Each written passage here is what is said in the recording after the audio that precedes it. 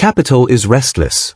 It spends its life searching for a place to hide, a place to grow, and a place to become innocent again. But when money cannot find a clean home, it builds one. This is the origin of the shadow market, a world where opportunity is birthed from desperation. At 5:42 a.m. on June 18, 1982, beneath Blackfriars Bridge, the London fog lifted to reveal a secret the Vatican had spent decades trying to bury. A postal worker discovered an Italian male, mid-50s, his suit still crisp but his pockets weighted down with masonry bricks and over $15,000 in various currencies. He had no wallet and no phone, but he possessed a name that made the world's most powerful institutions tremble: Roberto Calvi, the chairman of Banco Ambrosiano and the man known as God's banker. He didn't just manage wealth, he managed the Pope's private equity, and he was about to expose a $1.3 billion hole in a balance sheet that was never supposed to be seen. Officially, the death of Roberto Calvi was recorded as a private tragedy, a man finally crushed by the weight of his own failures. Unofficially, it triggered a frantic, silent panic across a world built on numbers, a world connected by fiber-optic cables, late-night settlement windows, and the kind of high-stakes favors that are never allowed to touch a formal contract.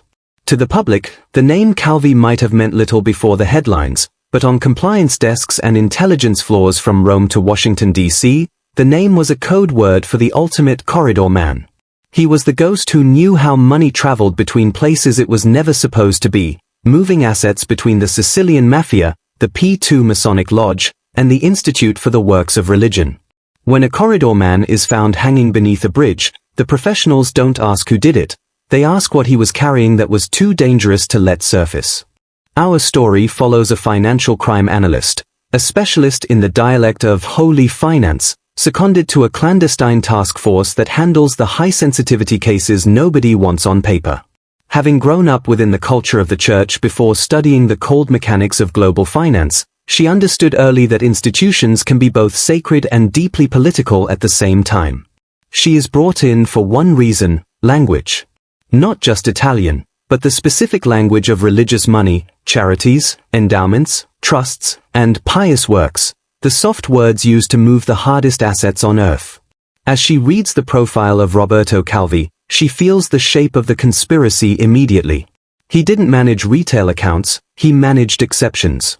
He was the man you called when $1 billion transfer had to happen, but it could never look like it happened. Roberto Calvi arrived in London 3 days before his final descent into the mud of the Thames, booking a modest room at Chelsea Cloisters under a name that was technically real but functionally anonymous, an offshore entity with no visible business. He paid in cash and requested no housekeeping, a man attempting to dissolve into the background of a city that didn't know his face. Security footage captured him leaving at 4:58 a.m., walking toward the river with a calm that looked rehearsed, yet no lens captured the final 10 minutes of his life. That missing interval became the black hole of the entire investigation. While local investigators leaned toward the convenient verdict of suicide, a man broken by the $1.3 billion collapse of Banco Ambrosiano, those looking through the lens of financial forensics remained unconvinced. There were no defensive wounds on his hands to suggest a struggle, but there was also no mud on his shoes to suggest he had walked into the tidal mudline himself. Instead of debating the physics of the bridge, the investigation shifted to the only logic that remains constant in high finance: who profits if the man who knows where the money is hidden suddenly ceases to speak? The Institute for the Works of Religion, commonly known as the Vatican Bank, operates under a mandate of holy service that shields it from the prying eyes of standard global regulation. It does not chase retail growth or run public advertisements. Instead, it exists as a sovereign financial entity designed to fuel the Church's global missions. However, Roberto Calvi understood the private reality behind this reverence. An institution protected by moral high ground becomes an irresistible magnet for capital that seeks growth without the burden of transparency. Capital thrives in silence and moral complexity, and within this ecosystem, Calvi functioned as the ultimate architect for decades. He saw that when a financial system is shielded by the sacred, it creates a black box where scandal is met with denial and reform is merely a rebranding of the same old structures with more sophisticated paperwork. In such a high-stakes environment, men of Calvi's caliber do not simply succumb to the pressure of a collapsing bank. they are either systematically reassigned to the shadows or surgically removed when they become a liability to the powers that granted them cover. Elena Moetti does not chase ghosts or conspiracies, she chases the cold, logical flow of capital. Using backchannel requests to avoid alerting the institutional sentries, she reconstructs the final movements of Roberto Calvi's empire, receiving logs that are intentionally incomplete, a silence that is itself a loud admission of guilt. Even in the fragments, the pattern is undeniable. Massive transfers were routed through correspondent banks in Frankfurt and London before dissolving into charitable foundations with saintly names and minimalist, modern addresses. The amounts are too precise, their timing too synchronized with sovereign deadlines, bond auctions, and emergency currency support windows to be accidental. It becomes clear to Elena that she isn't looking at simple embezzlement or theft, but at a high-stakes crisis management operation for governments teetering on the edge of collapse. She realizes that Calvi's pious works were actually a global stabilization mechanism for the politically desperate, leading her to write a final, chilling note to herself: stabilization always has a price, and Calvi was the one who came to collect.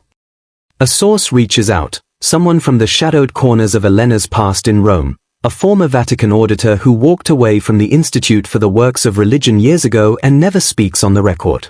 They meet along the banks of the Thames, a place where the wind and water act as a natural scrambler for words that are too dangerous to be overheard. Roberto Calvi handled the absolutions, the auditor whispers, leading Elena to question the term. He explains that in the world of high-level clerical finance, there is money that can never truly be cleaned, only forgiven, excess capital with violent or messy origins that seeks a sanctuary where the interrogation is never too aggressive. The Vatican's unique advantage wasn't just its sovereign status, but its moral insulation. It wasn't that the clergy were signing the illicit deals themselves, but that the world's regulators hesitated to look too closely at a ledger protected by the cross. When Elena finally asks why Calvi's journey had to end under a London bridge, the auditor slows his pace and offers the only motive that matters in a world of secrets. Calvi had stopped being a simple conduit and had started keeping copies of the sins he was supposed to bury. That night, an encrypted file from an anonymous sender materializes on Elena's screen, stripped of any greeting and containing only a set of coordinates, a timestamp, and a haunting title, Ledger B. Inside, the entries reveal a sophisticated private market for political survival where the names are heavily coded, but the predatory structure remains crystal clear. A fictionalized sovereign entity, San Aurelio, sits on the precipice of a total debt default until a religious foundation provides an emergency liquidity corridor, a loan that is short-term, extraordinarily expensive, and tied to non-financial conditions labeled as inquiry risk. Elena cross-references the data to find the reality behind the jargon. A parliamentary inquiry into illicit church-linked land transfers was the leverage, and once the funding was approved, the investigation was delayed and eventually extinguished. The most chilling detail, however, is the surgical precision of the timing. Roberto Calvi was found dead at 5:42 a.m., and by 7:10 a.m., the terms of the corridor were already being revised by someone who didn't just expect his death, but was perfectly prepared to profit from the silence it bought. This is the moment Helena truly understands the world she inhabits, a world where planet finance has created a marketplace for everything, including future catastrophe. In this realm, fear is the primary catalyst for the movement of money, and wherever money moves, power follows in its wake. She realizes that the struggling sovereign entity was never being helped, it was being priced, and that price wasn't measured in interest rates alone, but in policy, silence, and obedience packaged as stability. The ledger reveals a predatory shift following Roberto Calvi's death, as interest rates spiked and grace periods evaporated, effectively transforming a financial corridor into a political leash. Elena envisions the scene not in a cathedral, but in a sterile conference room filled with coffee and sharp suits, where a nation's survival is dissected as a tradable instrument. It becomes chillingly clear that Calvi was never the architect of this system, he was merely the negotiator, and perhaps the only one left with a reason to tap the brakes. Elena takes her findings to her supervisor, who listens with a practiced, neutral expression before choosing words designed to bury the truth. The matter is internally sensitive, and the task force simply lacks the mandate to pursue it.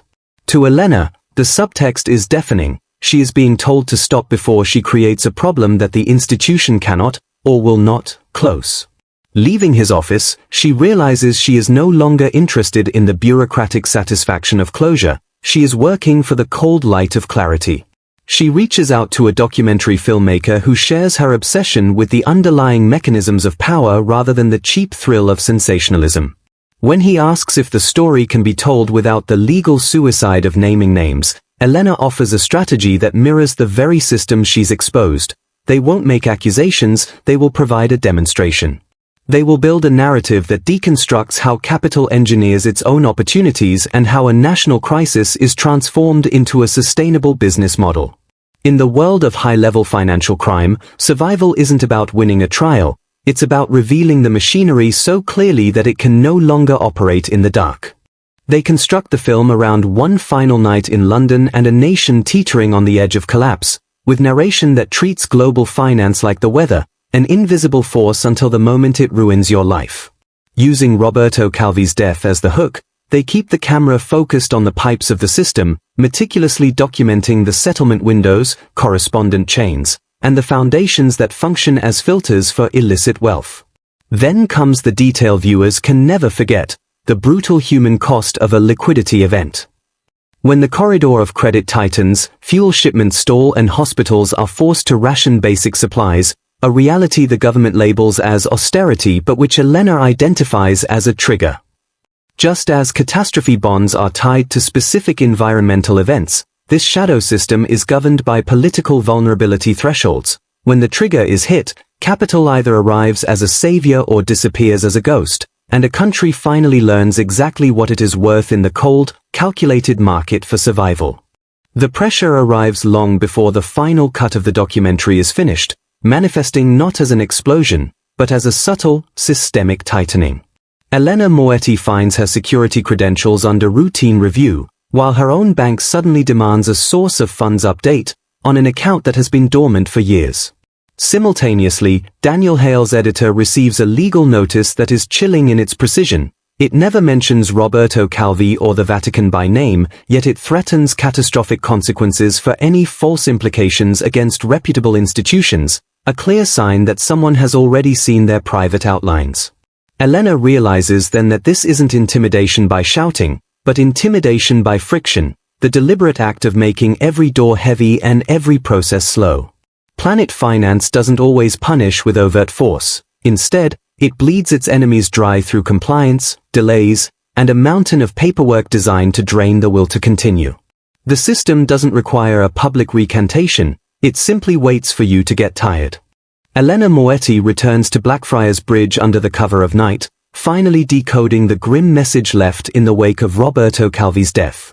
She realizes the masonry stones weighed down in Calvi's pockets weren't a theatrical flourish of the mafia or the P2 Lodge. They were purely functional, designed to keep the body submerged just long enough for the clock to do its work. In the world of high finance assassinations, timing is the ultimate weapon. By ensuring Calvi died before the sun rose over London, the architects of the $1.3 billion collapse could revise the terms of their shadow corridors and approve predatory liquidity deals before the markets woke up or journalists could begin to dig. Elena recalls the auditor's warning about the copies. Calvi kept documents that threatened the one thing the system cannot survive: visibility. Visibility ruins leverage, and the moment Calvi transitioned from the man managing the corridor to the man carrying evidence of its existence, he ceased to be an asset. In an ecosystem obsessed with cold efficiency, a liability isn't just a number on a balance sheet, it is a problem that must be surgically removed. Elena Moetti returns to Blackfriars Bridge under the cover of night, finally decoding the grim message left in the wake of Roberto Calvi's death. She realizes the masonry stones weighed down in Calvi's pockets weren't a theatrical flourish of the mafia or the P2 Lodge. They were purely functional, designed to keep the body submerged just long enough for the clock to do its work. In the world of high finance assassinations, timing is the ultimate weapon. By ensuring Calvi died before the sun rose over London, the architects of the $1.3 billion collapse could revise the terms of their shadow corridors and approve predatory liquidity deals before the markets woke up or journalists could begin to dig. Elena recalls the auditor's warning about the copies. Calvi kept documents that threatened the one thing the system cannot survive: visibility. Visibility ruins leverage, and the moment Calvi transitioned from the man managing the corridor to the man carrying evidence of its existence, he ceased to be an asset. In an ecosystem obsessed with cold efficiency, a liability isn't just a number on a balance sheet, it is a problem that must be surgically removed. The documentary finally premieres under the cautious, calculated title Under the Bridge: The Corridor Banker, Avoiding Direct Accusations of Murder or Clerical Conspiracy. Instead of claiming the Vatican ordered a hit, the film meticulously demonstrates a more chilling reality. A man died, and the financial system he left behind became significantly more efficient in his absence. The public response is immediate and fractured, with some dismissing the narrative as fiction while others see it as an obvious truth. But the real confirmation comes from the silence of finance professionals who watch the data and refuse to comment. Politicians offer empty calls for transparency that avoid every specific detail, while a Vatican spokesperson issues a statement praising Roberto Calvi's service and requesting respect for his memory, a masterful display of silence used as a strategy rather than a defense. As Elena watches the digital ripples of their work, she recognizes a cold, fundamental truth about the architecture of power. Institutions like the Institute for the Works of Religion do not fear wild accusations. They fear simple, clear explanations that ordinary people can finally repeat to one another. A week later, the San Aurelio finance minister stands before the cameras to announce a stabilization package, wearing the smile of a man delivering hope. To the untrained eye, it is a rescue. To Elena Moetti, it is the public unveiling of Ledger B. The predatory terms Roberto Calvi once negotiated are now national law, conveniently disguised as economic necessity. As a public inquiry into the matter is postponed indefinitely, a critical state asset is leased to a consortium linked to the very legal structures Elena had traced back through the St. Veritas Trust. This is the ultimate product the system sells: survival today in exchange for total silence tomorrow. When a televised economist argues that crisis requires pragmatism, Elena recognizes the word for what it truly is: the cleanest possible name for coercion. On Planet Finance, the most profitable moments are those when the public is too frightened to argue, for that is when the temporary corridors of power finally become permanent. Elena receives one final message from the anonymous sender, a dispatch that reads like the confession of someone who has long since abandoned the hope of forgiveness.